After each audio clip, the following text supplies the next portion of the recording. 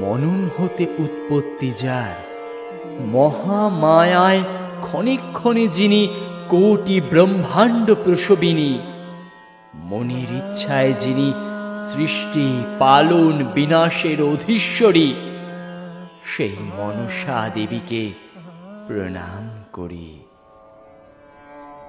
হংসারূঢ়া দেবী তার অক্ষমালার গুণনে সৃষ্টির মূলে ছড়িয়ে দেন অসীম জ্ঞান, অপরদিকে আবৃত করেন সৃষ্টিতত্ত্বের গুচ্ছ বিদ্যাকে।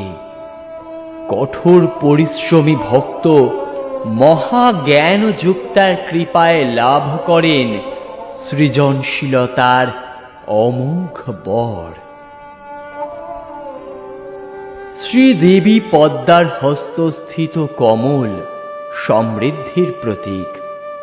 তার কৃপা কটাক্ষে সপ্তডিঙা ফিরে আসে, সর্বশান্ত জীব পায় অতুল ঐশ্বর্যের কোষাগার। তিনি তো নাগলক্ষ্মী, তাই তো তিনি অশেষ অহেতুক কৃপা প্রদায়িনী। সধবা সাধ্বীকে দেন রাঙা শেখের দীর্ঘায়ু সৌভাগ্য।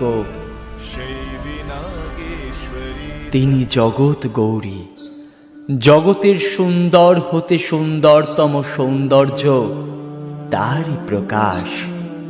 তিনি এক ও আদিম, তবু ভক্তের মনের ভ্রান্তি মোচনে একই রথে অধিষ্ঠান করেন দুর্গা তথা নাগ দুর্গা রূপে।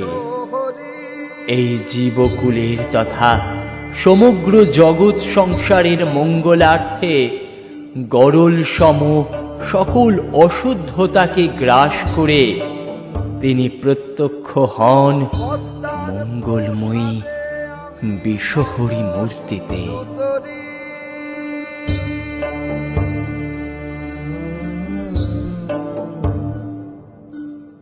যেই জন ভগবতী সেই বিশ্বহরি, পদ্মার প্রসাদে আমি ভব সিন্ধু তরি।